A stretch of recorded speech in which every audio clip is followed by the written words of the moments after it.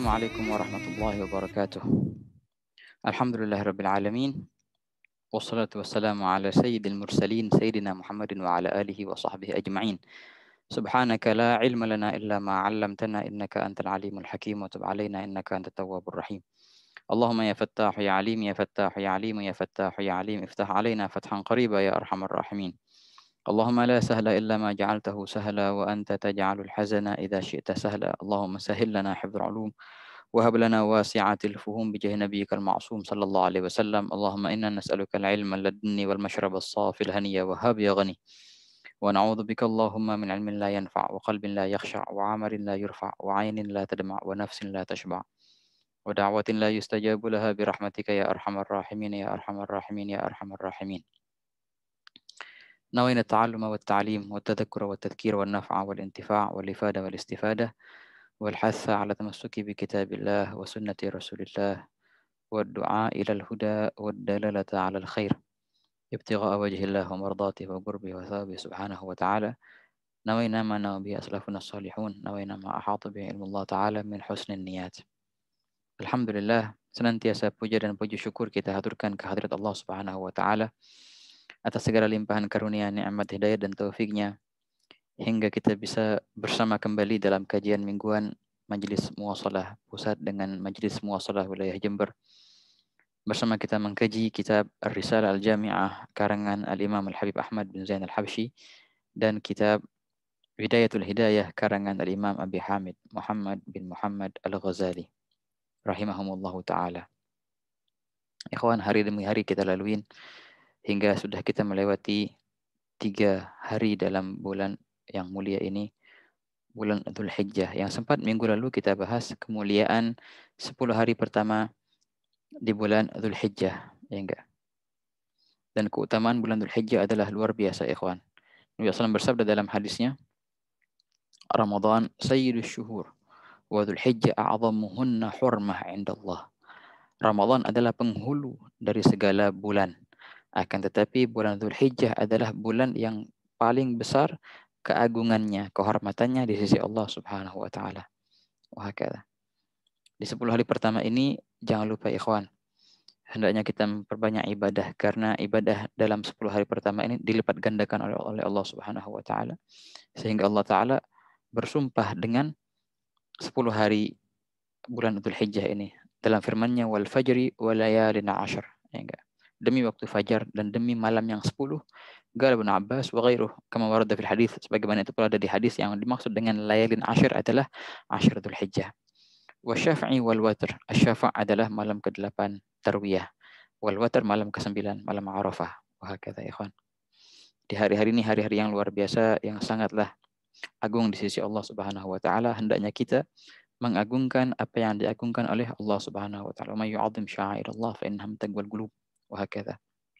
Tanda ketakwaan seorang mukmin ketika dia mengagungkan apa-apa yang Allah taala agungkan di perihal hari atau dalam perihal waktu, dalam perihal tempat, dan dalam perihal individu. Setiap yang Allah taala agungkan maka kita agungkan, dan setiap yang Allah taala remehkan maka jangan sampai kita mengagungkannya. Jangan sampai di hati kita terlintas keagungan kepada apa-apa yang Allah taala telah remehkan perkara itu daripada perihal duniawi. Wahakadha.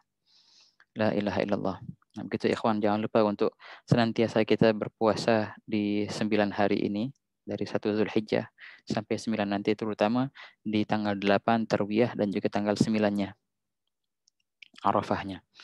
Wahakadha. Dan jangan lupa juga nanti mungkin minggu depan sudah hari raya, sudah hari raya Idul Adha. Allah, jangan lupa untuk kita menghidupkan malam hari raya itu, menghidupkan malam Arafahnya.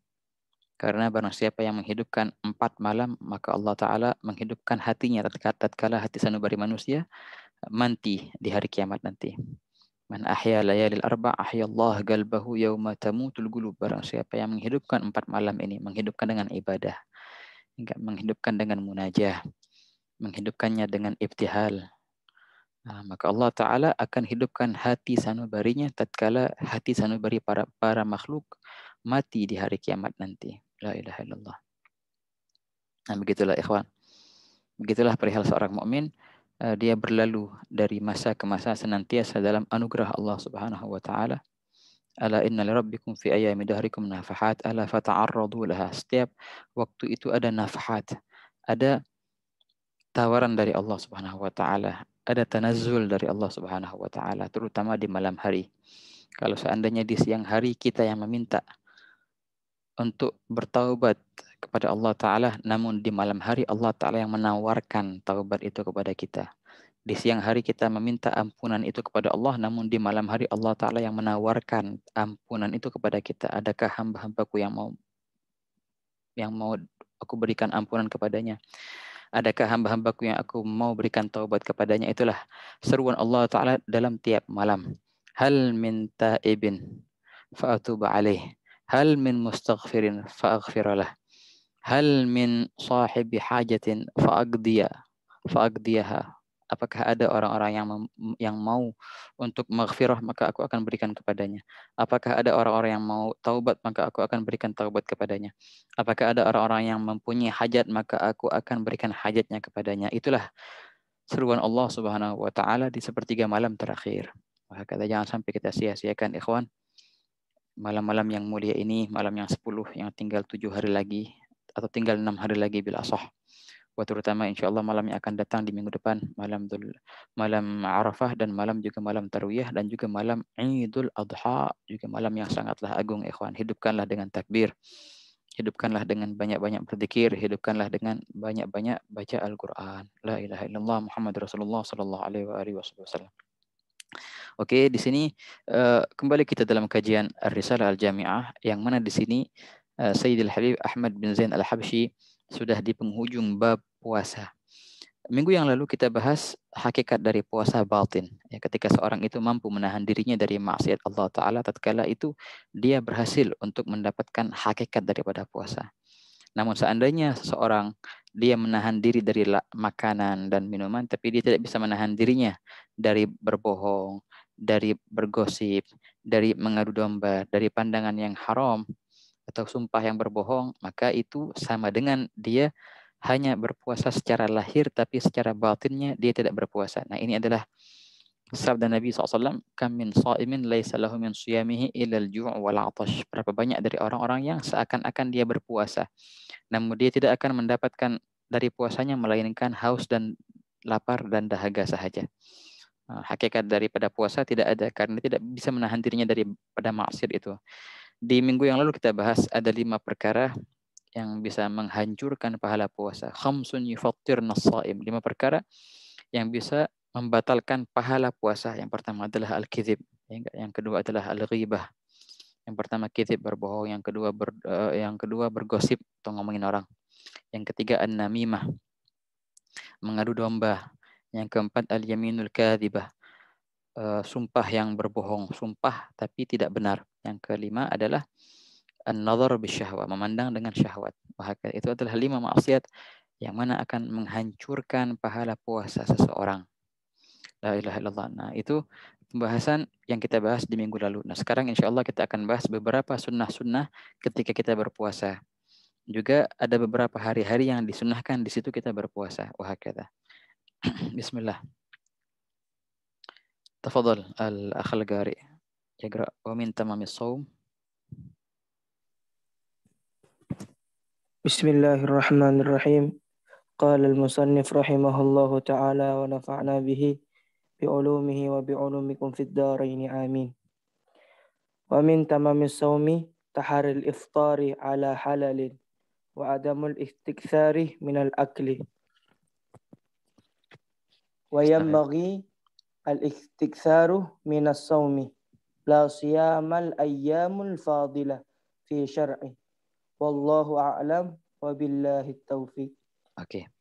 Nah, di sini ikhwan, Sayyidil Habib Ahmad bin Zain Al-Habsyi setelah membahas minggu lalu perihal tentang hal-hal yang membatalkan pahala puasa, di sini beliau membahas perihal yang disunnahkan ketika kita berpuasa. Beliau berkata, "Wa min tamamis shaum," dan di antara tamam kesempurnaan, tamam yakni al-kamal. Di antara kesempurnaannya puasa, as-shaum puasa adalah apa? Taharril iftar ala halal. Taharri artinya berusaha. Al-iftar berbuka puasa ala halal atas makanan yang halal. Itu satu. Yang kedua, wa adamul istiktsari minal akal, dan tidaklah al istiktsar memperbanyak minal akli daripada makan ketika berbuka puasa. Ini beliau sebutkan di sini perihal yang disunnahkan ketika kita berpuasa. Pertama, berusaha untuk berbuka puasa atas perihal yang halal. Yang kedua, dan tidak memperbanyak makanan ketika kita berbuka puasa itu. Oke. Banyak sebenarnya ikhwan hal-hal yang disunahkan ketika kita berpuasa, di antaranya yang dua tadi disebutkan oleh musannif, dan di antaranya juga kalau bisa kita kalau berpuasa itu sahurnya jangan terlalu jauh dari azan fajar dan jangan juga terlalu dekat, tapi wahakala disunahkan antara selesainya sahur dan azan fajar itu ada migdar khamsin ayat, kadar 50 ayat daripada surah Al-Baqarah. Wahakala ya, mungkin 20 menit. Oke. Itu sunnahnya. Dan juga apa namanya? Dalam puasa itu hendaklah kita merenungkan bagaimana keadaan saudara-saudara kita dari kaum fakir dan miskin. Mereka melalui tiap harinya dengan lapar seperti yang kita rasakan di hari itu. Wahakala. Dan juga di antaranya tidaklah kita menggunakan siwak setelah salat zuhur sampai azan maghrib, tidak kita menggunakan siwak lagi. Gala ba'dul ulama hakada, walaupun di sebagian yang lagi mereka tetap menggunakan siwak sampai azan asar. Hakada. Dan juga sampai ketika buka puasa kalau bisa bersegera untuk berbuka puasa ketika kita meyakini matahari sudah terbenam. Ketika kita meyakini sudah azan maghrib, bersegeralah kita berbuka puasa. Itu di antara hal-hal yang disunahkan ketika kita berpuasa. Ma zala ummati bi khairin ma ajjalus ma akharus suhur wa ajjalul fitr, kata Nabi SAW. Senantiasa umatku dalam keadaan baik bila mana mereka senantiasa mentakhirkan sahurnya dan mempercepat bukanya. Wahakala. Oke. Di sini beliau mengatakan bahwasanya kita disunahkan ketika berbuka puasa untuk memilih makanan yang halal. Berusaha untuk menjadikan makanan kita halal seyakin-yakin mungkin. Oke. Perihal makan halal itu sebenarnya bukan kesunahan akan tapi kewajiban. Ya, kewajiban bagi kita untuk mencari perihal yang halal. Wahakala. Talabul halal faridah ala kulli muslim. Nabi SAW bersabda bahwasanya mencari makanan yang halal itu adalah suatu kewajiban atas tiap-tiap muslim. Wahakala. Namun ketika itu bersambung dengan perihal puasa maka sangat ditekankan lagi. Jangan sampai kita berpuasa seharian penuh kita menahan diri dari makanan ataupun minuman, namun kita berbuka dengan makanan yang haram. Na'udzubillah min dzalik. Jangan sampai ikhwan. Habis akhirnya pahala puasa tadi seakan-akan kita sudah bagus dari awalnya, di akhir su'ul khatimah. Na'udzubillah min dzalik. Gara-gara makannya makanan yang haram. Maka berusahalah untuk mencari makanan yang kita yakini itu makanan pasti halal. Kita ambil itu makanan untuk kita berbuka puasa. Kita membatalkan puasa kita ketika berbuka puasa dengan makanan yang kita yakini itu adalah halal 100%. Ini adalah poin pertama yang disebutkan musannif. Poin kedua adalah wa'adamul istikthar minal akal. Ketika berbuka puasa disunahkan jangan terlalu banyak-banyak makannya. Nah, kalau bahasa ini jangan balas dendam. Wah, seharian penuh nggak makan nggak minum, pas buka puasa masya Allah makan sebanyak-banyaknya, minum sebanyak-banyaknya. Hikmah dari puasa itu hilang akhirnya. Yang mana hikmahnya adalah menjaga kesehatan dan juga bisa kita merenungi apa yang dirasakan oleh ikhwan kita dari kalangan fakir dan miskin itu akhirnya hilang gara-gara kita balas dendam ketika buka puasa dengan banyak makan atau banyak minum. Makanlah secukupnya dan minumlah secukupnya. Kalau bisa makan dan minum ketika buka puasa itu pas adzan maghrib, jangan terlalu banyak. Bersegeralah untuk sholat maghrib berjamaah. Kemudian kemudian kalau di bulan Ramadan kita biasanya habis sholat maghrib sholat tasbih, ya enggak, berjamaah bareng-bareng tuh. Habis itu baru tafadhol, silahkan yang mau melanjutkan makan lagi ataupun yang menunda makannya nanti habis tarawih. It's okay. Masih muskilah. Yang penting ketika berbuka puasa itu jangan terlalu banyak untuk makan.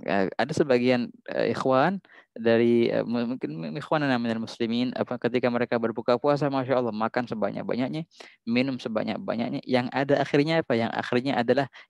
adalah keletihan, capek waktu dia mau sholat maghrib berjamaah. Apalagi mau sholat tarawih, capeknya luar biasa. Ini semua gara-gara banyaknya makan atau banyaknya minum ketika berbuka puasa tadi. Nah, makanya tidak dianjurkan kita untuk memperbanyak makan atau perbanyak minum. Nabi SAW, kalau baginda berbuka puasa, biasanya baginda berbuka puasa dengan al-aswadain. Apa arti aswadain? Tamar wal ma. hanya dengan 3 butir korma dan juga segelas air. Wah, itu biasanya Nabi SAW berbuka puasa dengan perihal seperti itu. Wah, sangat-sangat sederhana sekali, ikhwan. Nah, begitulah kita disunahkan untuk membatalkan puasa. Pertama, yakinilah makan itu makanan yang halal. Yang kedua, kalau bisa jangan terlalu banyak makan ketika berbuka puasa. Wahakala. Dan banyak lagi sunnah-sunnah ketika puasa yang disebutkan dalam kitab-kitab Al-Mutawwalat. Oke. Setelah sunnah-sunnah puasa ini, beliau di sini menyebutkan hari-hari yang disunahkan kita berpuasa, puasa sunnah. Taban puasa itu ikhwan ada puasa wajib ma'ruf seperti puasa Ramadan yang diwajibkan atas tiap-tiap muslim yang baligh agil. Wah, kata jelas. Al-wujub as-salatan. Juga ada puasa wajib karena perihal atau karena sebab tertentu seperti puasa kafarah atau puasa nazar. Ya enggak? Wah, kata. Ada juga puasa sunnah namanya. Nah, puasa sunnah di sini yang dibahas oleh musannif dalam kitab Risalah Al-Jami'ah. Oke. Kembali dalam yang beliau bahas, beliau berkata, "Wa yanbaghi al-istiktsaru min as-shaumi la siyama al-ayyamul fadilatu fi syar'i." Wa yanbaghi dan disarankan ya, selayaknya al-istiktsar memperbanyak min as-shaum daripada puasa. Kalau biasa banyak-banyak puasa. La siyama artinya terutama ya. La siyama artinya terutama al-ayyamul fadilatu hari-hari yang mempunyai keutamaan fi syar'i dalam syariat Islam. Nah, beliau tutup dengan wallahu alam, Allah taala Maha tahu, wabillahi taufik dan taufik hanyalah dari Allah Subhanahu wa taala. Dengan ini beliau menghabiskan bab puasa. Enggak, selesai bab puasa. Kita akan masuk kemudian bab zakat. Oke. Di sini Sayyidul Habib Ahmad bin Habib tidak menyebutkan hari-hari apa aja sih yang kita disunahkan puasa di situ. Yang penting di sini hari-hari yang mempunyai keutamaan dalam syariat. Oke. Banyak sekali ikhwan hari-hari yang kita disunahkan untuk berpuasa di situ. Taban itu bisa kita bagi ya. Ada yang atas lingkaran tahunan, ada juga bulanan dan ada juga mingguan. Wah, kata. Adapun puasa sunnah yang berputar secara tahunan, setahun sekali, itu banyak. Taban kalau kita mulai dari bulan Syawal nih, 6 hari di bulan Syawal, ya enggak, itu sunnah kita puasa di situ. Kemudian seperti hari-hari sekarang ini, 9 hari di bulan Dzulhijjah, ya enggak, 9 hari pertama di bulan Dzulhijjah, 1, 2, 3 sampai 9 itu sunnah sekali untuk kita berpuasa di situ. Makanya Allah ikhwan, jangan sampai kita nggak berpuasa di hari yang 9 ini. Berusahalah sebisa mungkin untuk berpuasa. Kalau seandainya terlewat 3 hari yang lalu, maka jangan lupa jangan sampai terlewat 6 hari yang akan datang, terutama besok atau 5 hari yang akan datang. Terutama lagi di di hari Tarwiyah dan juga di hari Arafahnya yang sangat-sangat dianjurkan. Berkata sebagian sahabat, kunna nahsibu som tarwiyah yukaffiru sanal maudiyah wa sanal atiyah. Kami dahulu mengira bahwasanya kami dahulu beriktikad, berkeyakinan bahwasanya puasa hari tarwiyah itu memberikan kafarah daripada dosa-dosa setahun yang lalu dan juga dosa-dosa setahun yang akan datang.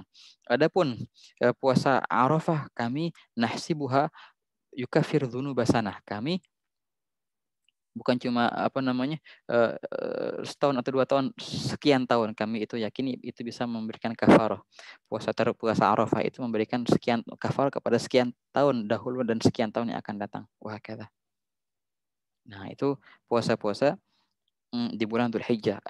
Oke, kalau kita langsung lanjut lagi di bulan Muharram juga, taban disunahkan 1 Muharram kita berpuasa dan juga hari Tasu'a dan Asyura. Nah, 9 dan 10 Muharram juga kita sunnah berpuasa ya enggak. Oke. Kemudian Safar, Rabiul Awal, Rabiul Tsani, Jumadil Awal, Rajab. Taban di bulan Rajab Masya Allah 1 Rajab, 2 Rajab dan 3 Rajab dan terus sunnah kita berpuasa semua. Sya'ban juga disunahkan kita berpuasa di hari nisfu Sya'bannya kita disunahkan berpuasa. Nah, ini yang namanya puasa-puasa yang datang setahun sekali dalam lingkaran setahun. Ada juga puasa sunnah yang datang dalam lingkaran per bulan. Ya, disunahkan kita tiap bulan berpuasa Ayyamul Biyud, adalah 13, 14 dan 15 Hijriyah dengan hitungan bulan Hijriyah. Juga Ayyamus Sud 27, 28, 29. Itu tiap bulan kita disunahkan untuk berpuasa. Ada juga yang dengan bilangan mingguan seperti puasa Senin dan Kamis. Tiap minggu kita sunnah puasa Senin dan Kamis. Nabi SAW ketika Nabi SAW kenapa suka berpuasa di hari Senin, beliau bersabda, "Dzaka yaum wulidtu fi." Itulah hari yang mana aku dilahirkan di situ. Nabi SAW merayakan maulidnya, merayakan hari ulang tahunnya, kalau bahasa gitu, bukan setahun sekali, tapi Nabi SAW merayakannya tiap minggu, setiap Senin. Bagaimana Nabi SAW merayakan ulang tahunnya? Pakai lilin, pakai nyanyi-nyanyi. Enggak, Nabi SAW merayakan ulang tahunnya dengan berpuasa.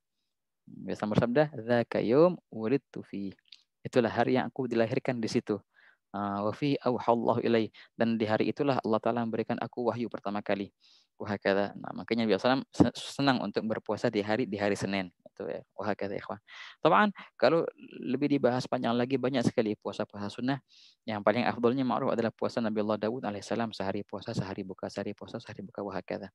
Dan begitulah puasa-puasa sunnah yang memang sih subhanallah dari segi medis pun, dari segi kesehatan pun sangat dianjurkan seorang itu berpuasa seminggu 2 kali ataupun minimal sebulan tidaklah luput dari 3 hari dia berpuasa. Sangatlah manfaat dari segi kesehatan zahir. Sebelum itu juga memang dianjurkan oleh Nabi Muhammad sallallahu alaihi wasallam. Begitulah ikhwan, perihal masalah puasa yang dibahas oleh Al-Habib Ahmad bin Zain Al-Habsyi dalam kitabnya Ar-Risalah Al-Jami'ah. Insyaallah kita akan membahas bab yang setelah bab puasa, yaitu adalah bab zakat. Di sini Habib Ahmad Zain Habsyi mendahulukan bab puasa dulu, kemudian beliau baru membahas bab zakat. Biasanya dibahas bab zakat dulu, baru bab puasa. Insyaallah kita akan ketemu nanti di minggu akan datang membahas perihal zakat. Wahakadha. Wallahu a'lam bishawab. Oke, beralih ke kitab yang kedua, kitab Bidayatul Hidayah. Masih di sini ikhwan, kita membahas doa yang disunahkan kita baca setelah azan fajar dan sebelum sholat fajar, sebelum sholat subuh, tapi setelah azan subuh. Itu ada waktu yang mana di situ kita disunahkan sholat 2 rakaat, ya, rakaat al-fajr. Rakaat al-fajr khairun minad dunya wa ma fiha. Rakaat al-fajr musanna khairun minad dunya wa ma fiha. Wa hakadha ikhwan. Nah, juga disunahkan kita membaca doa di situ. Ya enggak? Doanya apa? Doanya ma'ruf, yang panjang, yang luar biasa, yang mana kita di sini berusaha untuk merenungi setiap alinea demi alinea yang kita baca kemarin. Wa tafadhal bismillah. Tafadhal ala akhal qari. Yaqra 'inda qawlihi Allahumma hadha du'a. Nah. Bismillahirrahmanirrahim. Qala al-musannif rahimakumullah ta'ala wa nafa'ana bihi wa bi'ulumihi wa bi'ulumikum fid dharaini amin.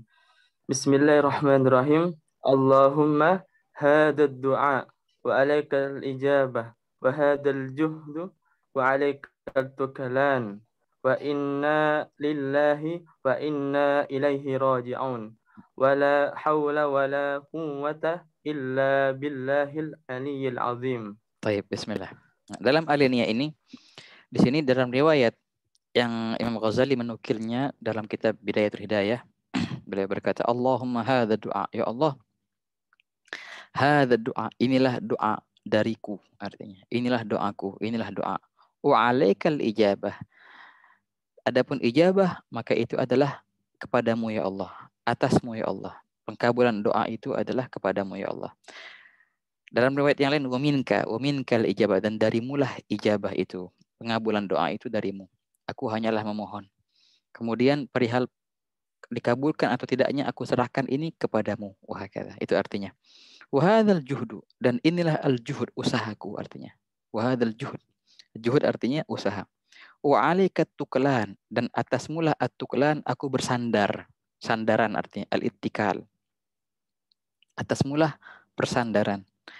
Ini adalah usahaku, namun aku tidak bersandar di atas usahaku. Aku bersandar kepadamu ya Allah. Hanyalah usahaku ini aku lakukan demi mematuhi perintahmu, karena engkau menyuruhku untuk berusaha, maka aku berusaha. Tapi yang aku andalkan bukanlah usahaku sama sekali. Yang aku andalkan adalah engkau ya Allah. Itu artinya hadzal juhdu wa alaikat tuklan. Wa inna lillahi wa inna ilaihi raji'un, dan sungguh kami milik Allah. Inna lillah artinya sungguh kami lillah, milik Allah. Wa inna ilaihi raji'un, dan sungguh kami kepada Allah lah akan kembali, artinya raji'un, kembali. Wala haula wala quwwata illa billahil aliyil azim, dan tiada daya upaya melainkan dengan Allah Subhanahu wa taala yang maha tinggi dan yang maha agung. Oke, ini adalah alinea yang kita baca ikhwan mempunyai arti yang sangat azim, yang sangat leluhur. Di antaranya perihal masalah doa. Allah Ta'ala menyuruh kita untuk berdoa. Ya enggak? Udu'uni, kata Allah Ta'ala. Berdoalah kepadaku. Ya. Amma yajibul muttarra idza da'ah. Siapa yang bisa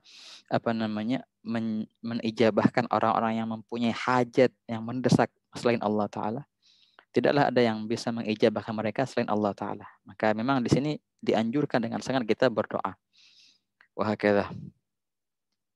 Allah yaghdabu hina tarakta su'alahu wa bunayya Adam hina yus'alu yaghdabu. Allah Ta'ala akan marah bila mana engkau tidak berdoa kepadanya. Tidak meminta kepadanya. Senantiasa engkau minta kepada Allah Ta'ala. Kalau manusia ketika kita minta terus, akhirnya dia marah-marah pasti. Wahakadha. Kalau Allah Ta'ala, kalau kita nggak minta, Allah yang bakal marah. Senantiasalah kita minta kepada Allah Ta'ala. Begitu. Begitu emang ikhwan Allah Ta'ala mewahyukan kepada Nabi Allah Musa alaihissalam, ya Musa salni walau milha asyak. Wahai Musa, mintalah kepadaku semua perihal kebutuhanmu walaupun garam untuk makan malammu itu. Ketika di dapur engkau kehabisan garam, mau minta garam, jangan minta kepada tetangga, kepada sono sini, mintalah kepadaku sebelum mereka, kata Allah Ta'ala. Salni, mintalah kepadaku. Walau milha asyak, walaupun itu milih garam untuk asyak, makan malammu. Gitu. Nah di sini ikhwan, artinya kita kembali kepada Allah Ta'ala. Senantiasa kita berdoa kepada Allah Ta'ala. Adapun perihal ijabah, maka yakinilah itu dari Allah Subhanahu wa taala. Ud'uni astajib lakum. Wahakadha, astajib, pasti Allah Taala akan mengijabahkan. Wahakadha. Dan memang tiap-tiap doa pasti dijamin itu diijabah oleh Allah Subhanahu wa taala. Nabi SAW bersabda, yustajabu li ahadikum ma lam ya'jal. Senantiasa doa kalian pasti akan diijabahkan oleh Allah Taala selagi kalian tidak tergesa-gesa, tidak terburu-buru. Maka berkata sahabat, kapan itu ya Rasulullah dibilang seorang itu tergesa-gesa? Rasul menjawab, tatkala dia berkata, da'autu falam yustajab li. Aku senantiasa berdoa tapi sampai sekarang belum ada kok jawabannya. Nah, itu namanya tergesa-gesa. Ketika seseorang sudah mengeluarkan statement seperti itu, aku berdoa tapi kok nggak ada jawabannya, itu artinya tergesa-gesa. Ketika itu ditutup oleh Allah Ta'ala pintu ijabahnya. Jangan sampai ikhwan. Jangan sampai waktu kita berdoa akhirnya kita tergesa-gesa. Kok nggak ada jawaban ya? Nah, kalau udah kayak gitu, udah pasti nggak bakal dijawab oleh Allah Subhanahu Wa Taala.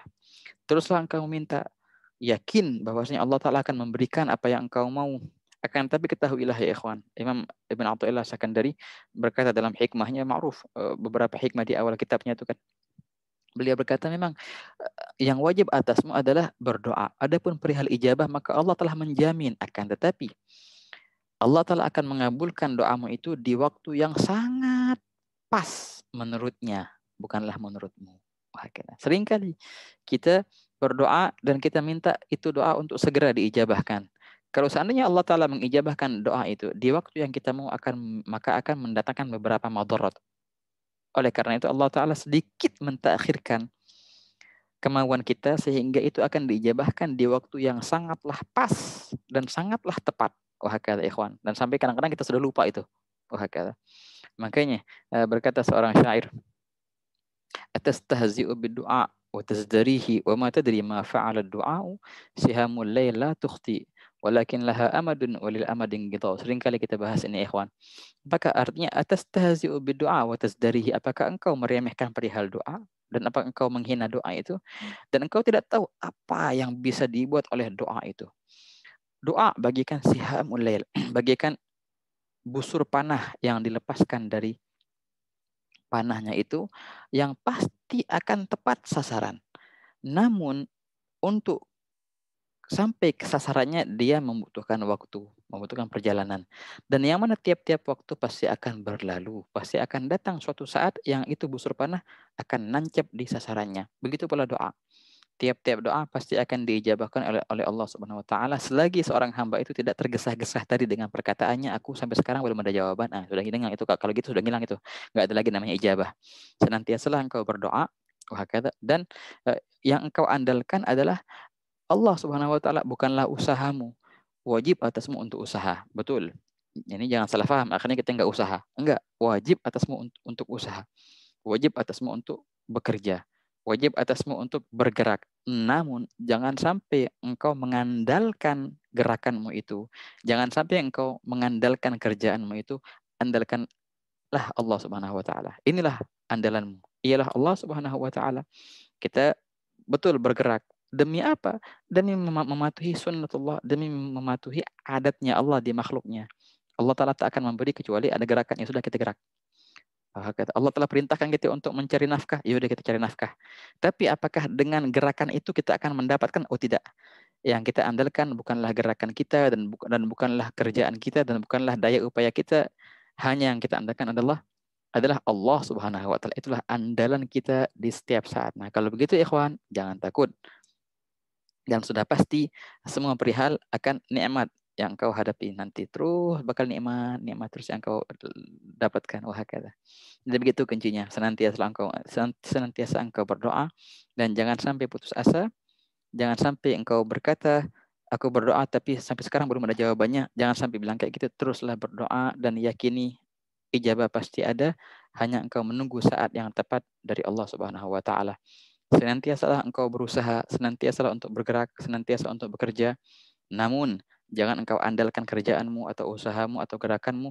Andalkanlah Allah Subhanahu wa taala dalam segala perihal, maka insya engkau akan melihat keajaiban yang luar biasa. Semoga Allah Subhanahu wa taala yuwaffiqna wa iyyakum likulli khair. Allah taala memberikan taufiknya kepada kita semua untuk bisa kita mengamalkan apa yang kita dengar dalam kajian kali ini. Semoga insya Allah dengan taufiknya, inayah dan rahmatnya Allah Ta'ala memasukkan kita kepada golongan hamba-hamba yang khawas minal muhibbin, al-mahbubin, hamba-hamba yang cinta kepada Allah dan Allah pun mencintai mereka. Amin ya rabbal alamin. Allahumma ya man waffaqa alal khairi khair wa anahum alaih. Wafiqna Allahumma lil khair wa inna alaih. Wa sallallahu ala sayyidina Muhammadin wa ala alihi wa sallam.